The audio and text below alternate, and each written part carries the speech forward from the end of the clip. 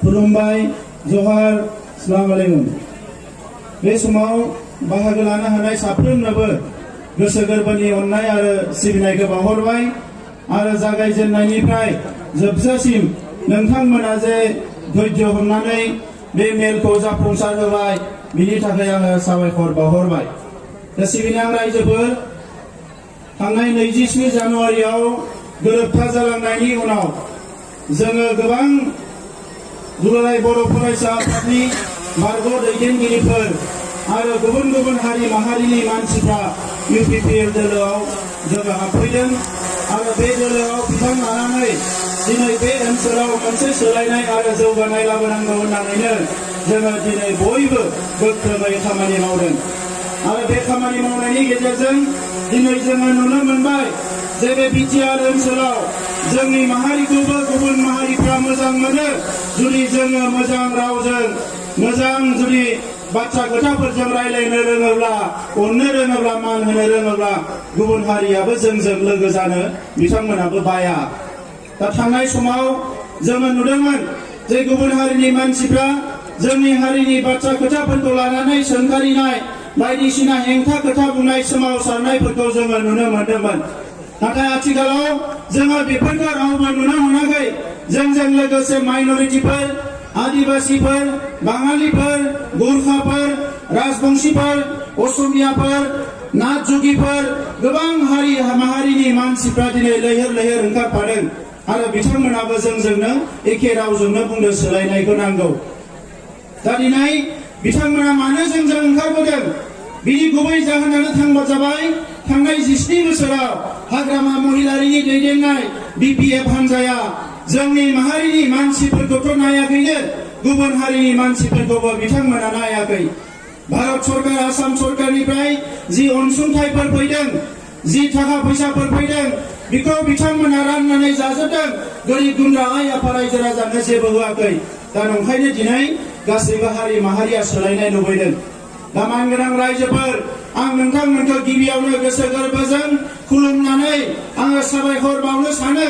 बे गोलाव सम सोमावसारनायाव नोंथांमोना सान्दुं अखा खामजानाय, अखा सिजानाय, सान्दुं खामजानाय, मालाबा पुलिस मिलिटारिजों गाज्रि आखल दिन्थिजानाय, साजा मोननांनाय, बे बेसेबांबा गोबाव सेक्रिफाइसनि थाखाय जोङो दिनै बिटिआर मोननो हादों।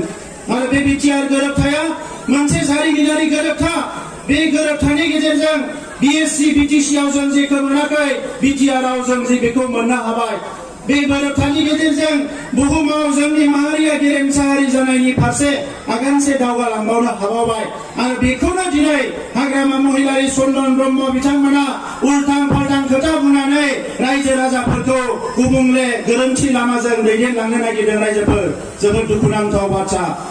जोङो आसा फारिदोंमोन दिनैनिफ्राय 17 बोसोर सिगाङाव जेला हाग्रामा महिलारिया BTCखौ सामलायनो फैदोंमोन, चन्दन ब्रह्मआ BTCखौ सामलायनो फैदोंमोन, बै समाव जोङो आसा फारिदोंमोन जोंनि लामा दालां जाम्फै गासैबो जाजोबसिगोन, स्कुल न'फ्रा मोजां जागोन, थानसालिफ्रा मोजां जागोन, जोंनि आइ आफा रायजो राजा गोरिब गुन्द्राफ्रा मेगनाव मोदै खुगायाव खुदै लानानै आरो खुनु दिन संसार जानांनाय नंला।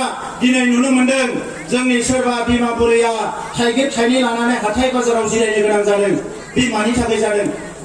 गोदो सरकार गैयामोन, लिडार गैयामोन, मन्त्रि गैयामोन, MLA गैयामोन।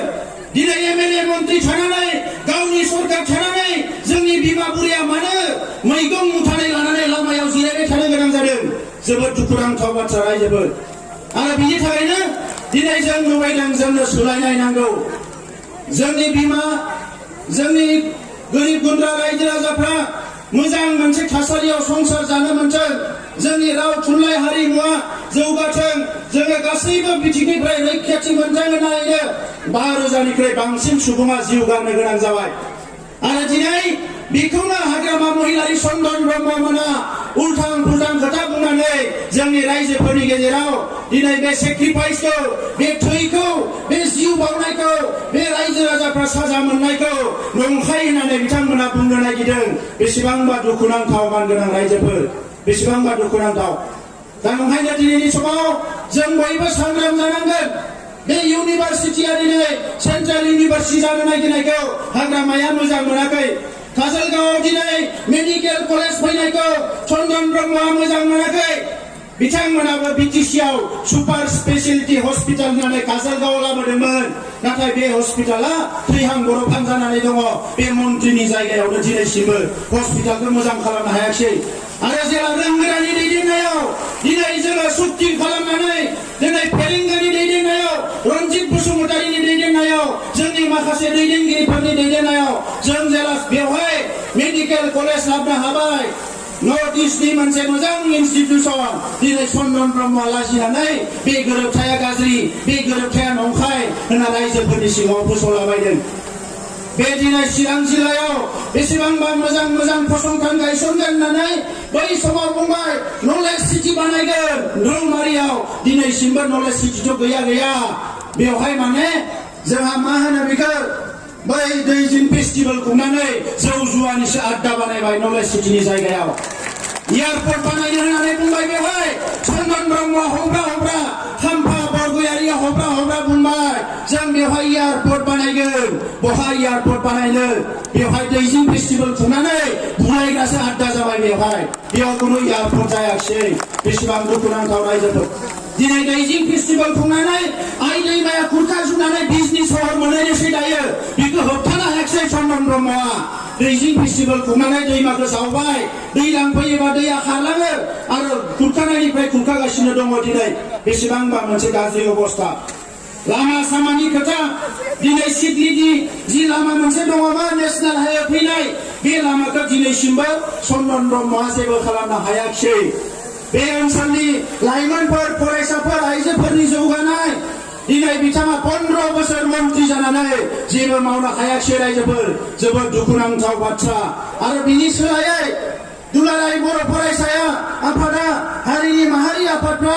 बयबो बुंदों जोंनि लाइमोनफ्रा जौगानांगौ सोलोंथाइया जौगानांगौ आरो बिथांमोना केम नुयै जोंनि लाइमोन सेंग्राफोरखौ दोनदों जौ बेदर जाहोदों बुलायनो फोरोंदों बिसोरा जिउ गैया नामा बिसोरा नखर गैया नामा बिसोरा बिमा बिफा गैया नामा बिसोरा संसार गैया नामा बिसोरनि जिउखौ मानो नोंथांमोना बेबायदि गेलेदों बेखौ बन्द खालामनांगौ रायजोफोर आरो बेखौ बन्द खालामनांगौबा दिनै जोङो राजखान्थि सोलायनाय लाबोनांगोन इलेक्सन फैयोबा चन्दन ब्रह्मआ गरसे गरनै फैसा जासिनाय मानसिफोरखौ सिगिनाय दादागिरि खालामनाय ओरैबायदि लासिंसिं थांनाय 17 बोसोराव गावनि बिदा फंबायफोरजोंनो बुलायबोदों दिनै सेरफांगुरियाव बिसोरनि बिसिडिसिनि चेयारमेना जोंनि सासे इउपिपिएलनि मानसिनि खोमाखौ अरसिदों बिखाखौ अरफ्लंदों ओरैबायदि मोनसे गाज्रि खास्रि बिस्रि दिनै बिपिएफनि माने आखला जोबोद दुखुनांथाव रायजोफोर दा नंखायनो जोङो दिनै सोलायनाय लुबैदों